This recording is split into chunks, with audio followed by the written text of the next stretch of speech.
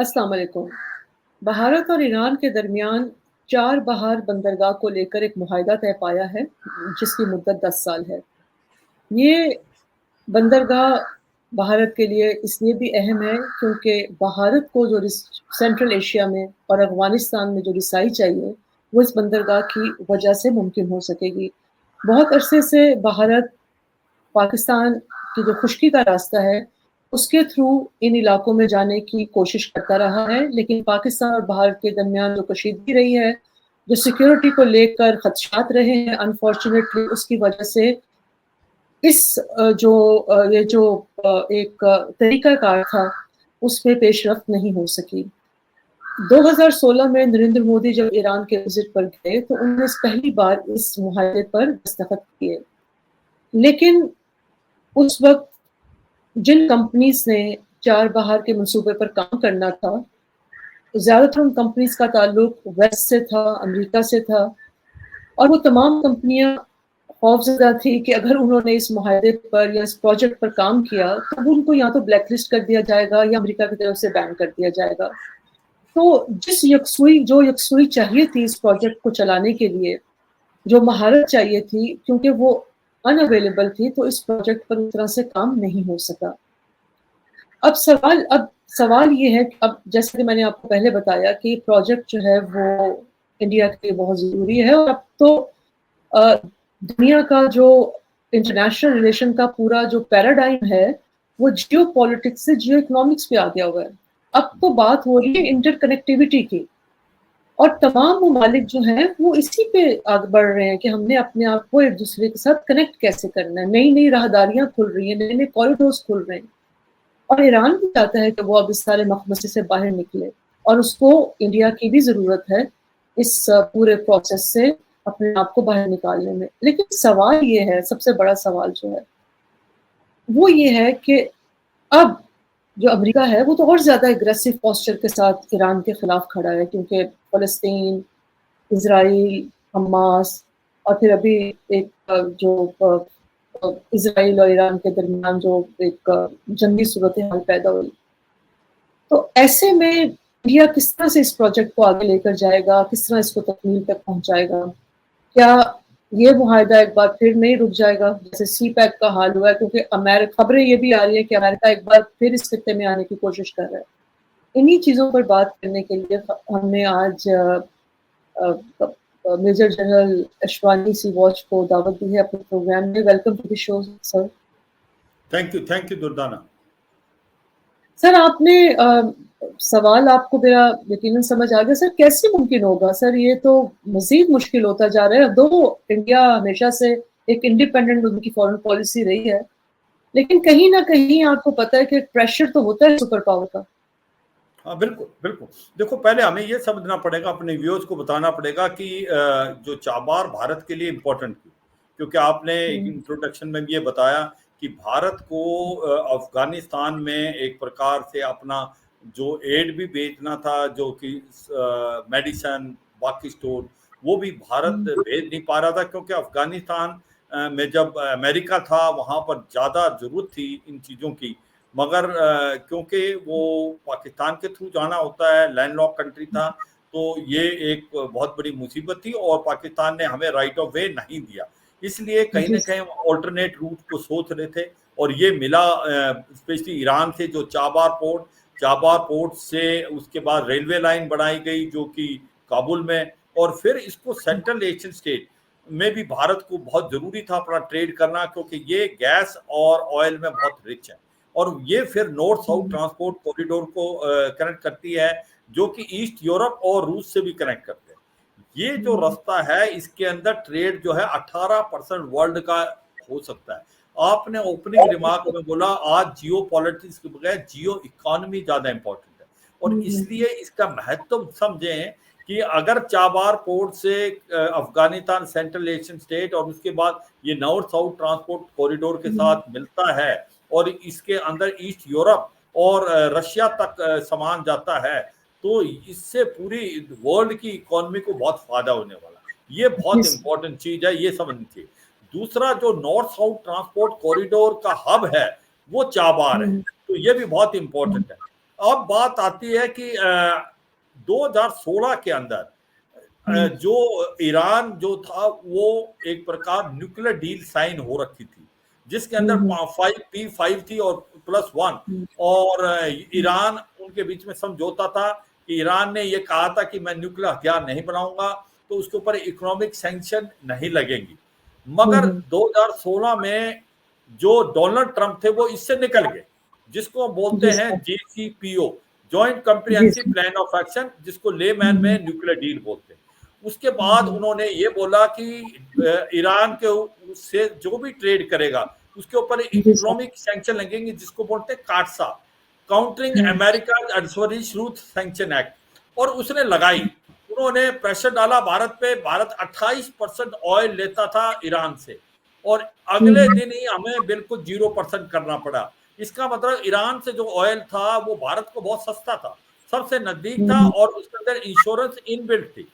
मगर जब चाबार की बात आई तो भारत ने अमेरिका से बात की और समझाने की कोशिश की कि चाबार जो है वो भारत के लिए इंपॉर्टेंट नहीं, ये वर्ल्ड की इकोनॉमी के लिए बहुत इंपॉर्टेंट है, ये अफगानिस्तान के लिए बहुत इंपॉर्टेंट है, ये सेंट्रल एशियन स्टेट के इकोनॉमी के लिए इंपॉर्टेंट है, ये नॉर्थ साउथ ट्रांसपोर्ट कॉरिडोर को जोड़ेगा, ये यूरोप और रशिया तक ट्रेड को ले जाएगा एशिया से। तो उसने कहीं ना कहीं टैसिट अंडरस्टैंडिंग थी, और वो समझ आया था अमेरिका ने बोला था हम काटसा नहीं लगाएंगे, और उसकी इंपॉर्टेंस यही थी। दूसरा ये भी बोला गया था कि भाई हम आपको अल्टरनेट रूट दे रहे हैं टू अफगानिस्तान, क्योंकि उस समय पाकिस्तान और अमेरिका के रिलेशन में भी तनाव स्टार्ट हो गया था, स्पेशली अफगानिस्तान को लेके। तो उस समय उसने माना था। मगर यह भी सच्चाई है कि इस पर काम इतनी तेजी से नहीं चला जितनी तेजी से चलना चाहिए था।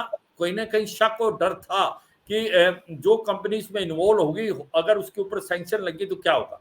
मगर भारत काफी इसमें क्लियर था कि जो हमारी इंडियन पोर्ट्स ग्लोबल कॉर्पोरेशन है उसका और चाबार पोर्ट का आपस के अंदर समझौता हुआ था, जो अब ऑफिशियल डील हुई है कि हम इसको 10 साल के लिए पोर्ट को भारत की ये जो पोर्ट है इंडियन ग्लोबल पोर्ट कॉर्पोरेशन, वो इंडियन पोर्ट ग्लोबल कॉर्पोरेशन वो चलाएगी। ये पहली बार है कि भारत कोई ऐसा पोर्ट बार चलाएगा। और इसके ऊपर अब पॉइंट आता है कि क्या इसके ऊपर सैंक्शन लग सकते हैं, जो सबसे इंपॉर्टेंट है। अगर इसके ऊपर अमेरिका सैंक्शन लगा देगा तो फिर इस पे काम होना मुश्किल है।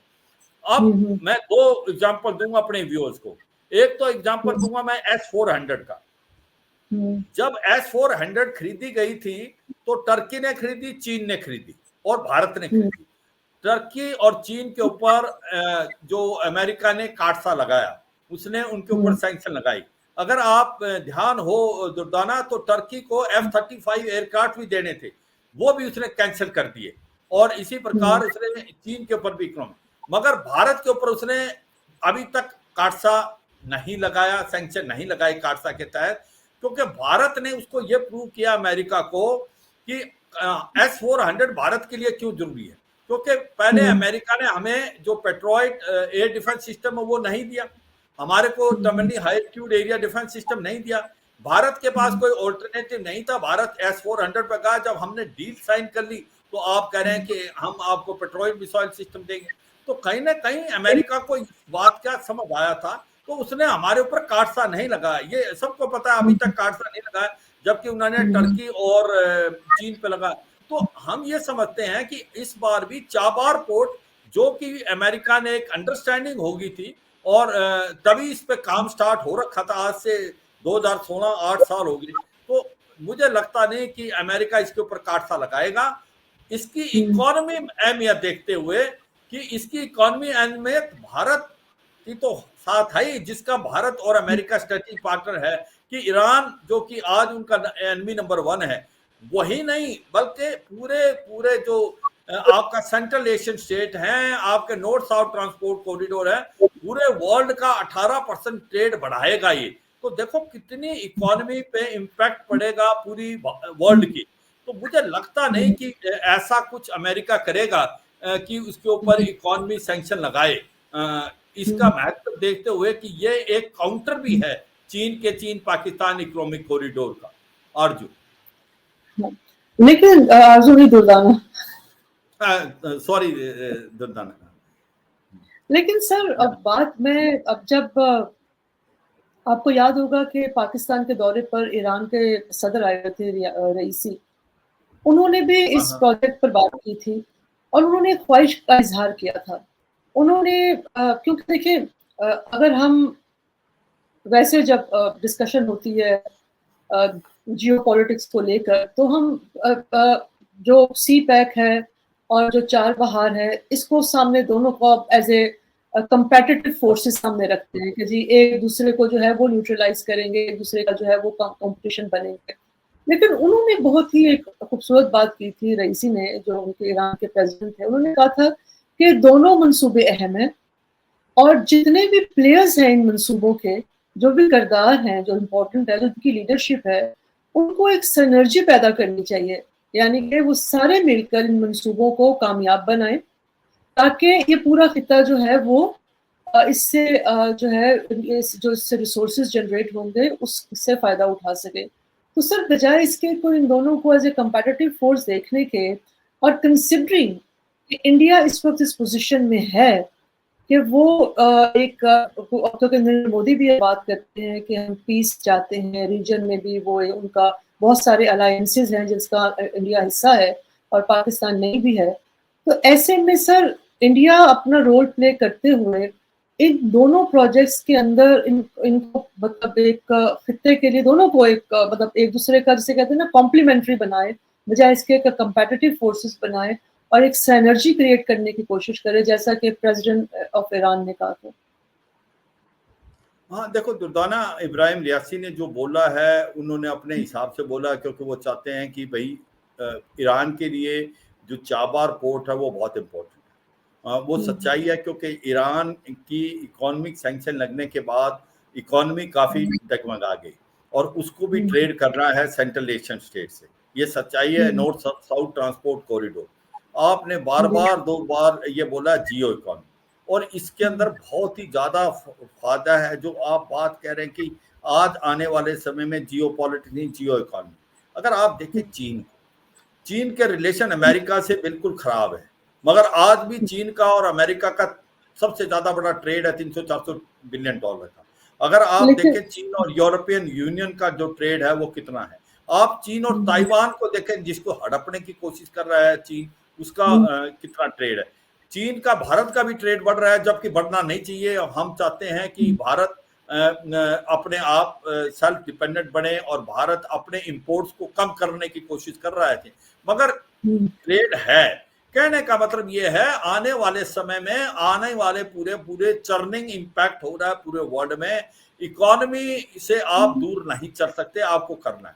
और कहीं ना कहीं ईरान को ये समझ आया है कि अगर उसका चाबार पोर्ट में ऑपरेट होता है और वो अफगानिस्तान से उसकी कनेक्टिविटी सेंट्रल एशियन स्टेट से कर देता है और वो फिर ईस्ट यूरोप और रूस तक जा सकता है, तो उसको देखो कितना फायदा होगा। अब क्या ये चाइना पाकिस्तान इकोनॉमिक कॉरिडोर का कंटेम्पररी है या कंपटीटर है, ये तो समय बताएगा, क्योंकि सच्चाई है ये 400 किलोमीटर दूर है रोड से और सी रूट से 100 किलोमीटर दूर।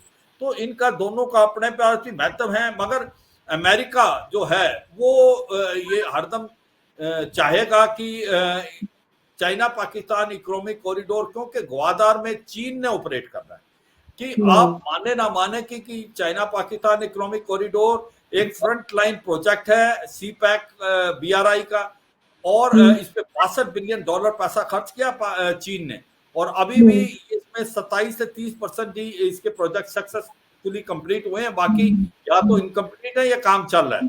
और ऐसे में ग्वादार जो है वो मुझे नहीं लगता कि चीन पाकिस्तान को कहीं कुछ देगा, वहां पर वो अपना ही पोर्ट्स चलाएगा। और तो ये डर अमेरिका को बहुत है कि आज की तारीख में अगर आप इंडियन ओशन में देखें, इंडियन ओशन में दबदबा बना रहा है चीन ने मालदीव पे भी अभी पोर्ट्स बनाने स्टार्ट कर दिए हैं, ऊपर से ग्वादार बहुत इंपॉर्टेंट है। तो अमेरिका समझता है कि अगर उसको काउंटर बैलेंस कर सकता है, चाहे वो चाबार हो वो ईरान, मगर उसको भारत ऑपरेट करेगा तो वो काउंटर बैलेंस है, ऐसा मुझे लगता है।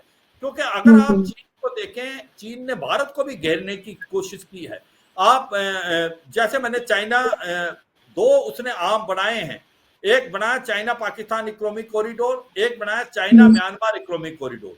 और उसकी बनाने की वजह यह है, उसको लगता है कि अगर लड़ाई होती है और उसको मलक्का स्टेट में उसके जो ऑयल को ब्लॉक कर देता है भारत और अमेरिका मिलके, तो उसके पास ऑयल 40 दिन से ज्यादा नहीं। मगर अगर चाइना पाकिस्तान इकोनॉमिक कॉरिडोर और चाइना म्यांमार इकोनॉमिक कॉरिडोर जो कुआ कप्पू से यूनान प्रोविंस जाएगा और ये ग्वादार से सिंगजांग प्रोविंस जाएगा, इसके तहत वो ऑयल अपना मेन लैंड पे भेज पाएगा।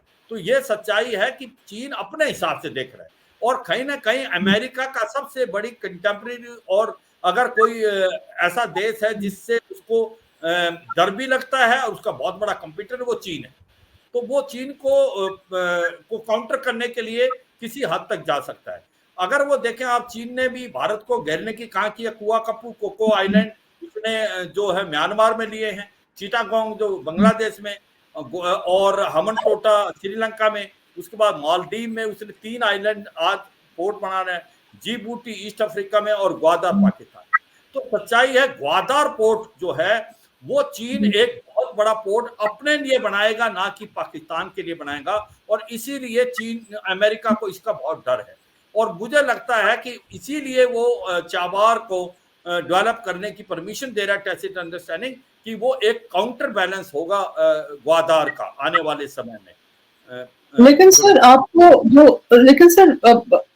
मैं जो पूछना चाह रही हूँ कि जो सिनर्जी की मैंने बात की, अगर जैसे पाकिस्तान का चले, आप will there be any role of Pakistan other than confrontation? देखें, एक तो रोल ये है कि पाकिस्तान स्टैंड्स विद अमेरिका, जो कि हमारा एक शुरू से एक स्टांस रहा है। जैसे मैंने अभी हम बात भी कर रहे थे कि एक स्ट्रेटेजिक डायलॉग हुआ है बिटवीन पाकिस्तान एंड अमेरिका, और बज़ाहिर ऐसा लग रहा है कि तहरीक तालिबान पाकिस्तान को, ISKP को, उन्होंने कहा है कि जी हम पार्टनरशिप के साथ जो है इनको एलिमिनेट करेंगे। पहले पता नहीं क्यों नहीं एलिमिनेट किया भाई, जब आप यहाँ थे, ये आपकी मौजूदगी में बनी थी ना सारी ये जो तहरीकें बनी थी, लेकिन आप इनको छोड़ छाड़ कर चले गए। अब आपको ख्याल आ गया अचानक कि जी अब ये जो है वो थ्रेट है, क्योंकि ISKP ने यूरोप में कुछ हमले किए वगैरह वगैरह। तो सर, जब अगर खित्ते में दोबारा कोई जगह बनाता है, अमेरिका अपनी प्रेजेंस लेकर ही बैकयार्ड में दोबारा आ जाता है, तो पाकिस्तान, और इसमें मैं बेसिकली से ये पूछना चाह रही हूँ कि will there be any room for Pakistan कि ये जो सिनर्जी की मैंने बात की है, और जो हम रिलेशनशिप की बात करते हैं कि इंडिया की पाकिस्तान की रिलेशनशिप इम्प्रूव होनी चाहिए, तो आर यू सीइंग दैट कोई इसमें कोई कन्फ्रंटेशन में कमी आएगी और कुछ इससे सब मिलकर फायदा उठाएंगे, या फिर? देखो दुर्दाना, अमेरिका अपना इंटरेस्ट देखता है, और ये सच्चाई है कि उसने हरदम पाकिस्तान को एक फ्रंट लाइन स्टेट माना, क्योंकि पाकिस्तान का इस्तेमाल उसने किया अफगानिस्तान के लिए। पहले रशियन आए थे तो उसने मुजाहिदीन क्रिएट करे पाकिस्तान ने अमेरिका के साथ मिलके, और उसके बाद अफगानिस्तान में जब लड़ाई लड़ रहा था तब भी उसने पाकिस्तान का की एक प्रकार से मदद ली, मगर ये भी है पाकिस्तान ने उसको डबल क्रॉस भी किया। मगर ये सच्चाई है कि अमेरिका को पाकिस्तान की जरूरत हरदम रही है। वो इसलिए रही है क्योंकि जियो स्ट्रेटेजिक इंपॉर्टेंस बहुत है पाकिस्तान का, उसकी जो लोकेशन है वो बहुत इंपॉर्टेंट है। और अभी भी जो पाकिस्तान, जब अमेरिका अफगानिस्तान से निकल गया है, तब भी उसको अफगानिस्तान पे सर्वेलेंस रखना है, और उसको रखना है कि इस्लामिक खोरासान प्रोविंस की जो बात बोली आईएसआईएस, वो अगर बढ़ता है तो वो थ्रेट है अमेरिका के लिए, यूरोप के लिए। इसलिए अगर उसको वहां रखना है, उसके ऊपर सर्वेलेंस, तो उसको पाकिस्तान पे बेसिस चाहिए। अगर अल जवाहिरी को मारा गया था काबुल में, तो वहां से ड्रोन जो था वो बलूचिस्तान से, पाकिस्तान से। तो ये मान के चले, एक्सेप्ट कि कुछ एक समय जब इमरान खान था, जो रिलेशन अच्छे नहीं थे पाकिस्तान और अमेरिका के, बाकी अमेरिका के रिलेशन पाकिस्तान के साथ वर्केबल हरदम रहे, और पाकिस्तान की जरूरत अमेरिका को है, क्योंकि उसको अगर सर्वेलेंस रखनी है अफगानिस्तान पे, और ये जो इस्लामिक स्टेट खोरासान जो आईएसआईएस है, जिसकी रेंज वर्ल्ड वाइड है, तो उसको पाकिस्तान का के आपकी बेसिस चाहिए, और वो अभी भी हैं। वो आज से नहीं, इनके रिलेशनशिप शुरू से हैं। अब वो आपका पॉइंट ये है कि भाई आप ये कैसे देखेंगे वो काउंटर बैलेंस करता भारत क्या? भारत के साथ उसके रिलेशनशिप अलग है, स्ट्रेटेजिक पार्टनरशिप है, मगर भारत ने कभी ये तो नहीं बोला कि हमने अपने पूरे एग अमेरिका के साथ डाल दिए। हमें मालूम है कि अमेरिका पे आप भरोसा नहीं कर सकते, आप ये नहीं कह सकते आपका है, कल को आपके ऊपर काटसा की सैंक्शन लगा सकता है, मगर हम काउंटर बैलेंस रखते हैं।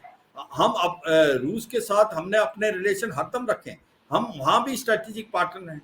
तो कहने का मतलब हमने बिनस्बत कि अमेरिका ने बहुत प्रेशर लगाया, यूरोप ने बहुत प्रेशर लगाया, हम जो 2% ऑयल लेते थे रूस से, आज हम 32% लेते, तो हम किसी के प्रेशर में नहीं आते। तो हमारे रिलेशनशिप जो है अमेरिका के साथ कुछ और है, और पाकिस्तान और अमेरिका के रिलेशन कुछ और है। ये कि अब सबको फायदा होगा, चाबार भी बन जाए और ग्वादार, ये तो सबको अपना अपना फायदा देखेंगे और इसमें कोई शक नहीं।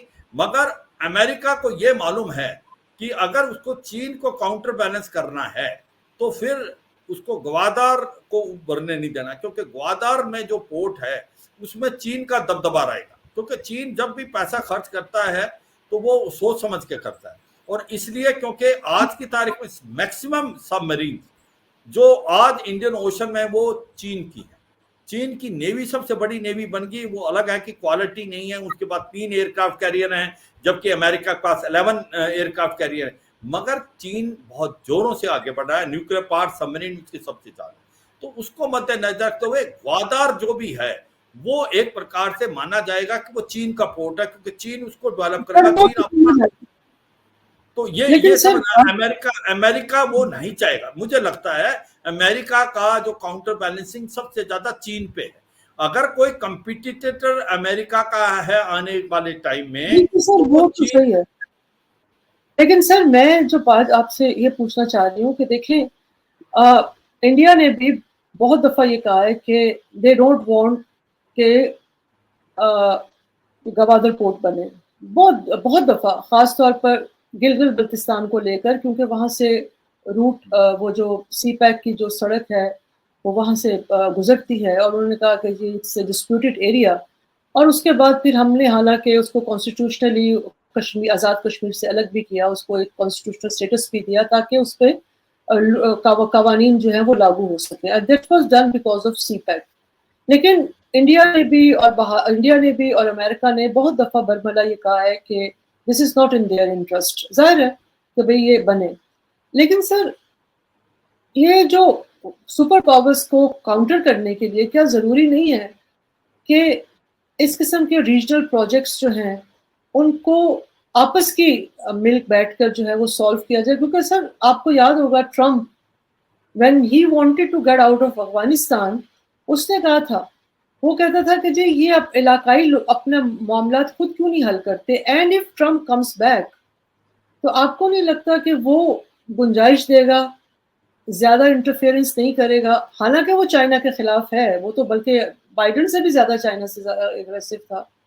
लेकिन सर इसमें मेरा क्वेश्चन बेसिकली है कि रीजनल जो फोर्सेस है उनको नहीं, इस तरह पाकिस्तान भारत के तो ताल्लुकात कभी भी ठीक नहीं होंगे, ये तो मजीद खराब हो जाएंगे अगर इस जो आप सिनेरियो बता रहे हैं, अगर हम दुश्मनी, क्योंकि हम तो बात करते हैं कि कशीदगी कम हो, लेकिन विद दीज न्यू प्रोजेक्ट्स अगर मतलब चाइना पाकिस्तान एक तरफ, अमेरिका और इंडिया एक तरफ, तो फिर तो सर वो there will be just enemies and no friends.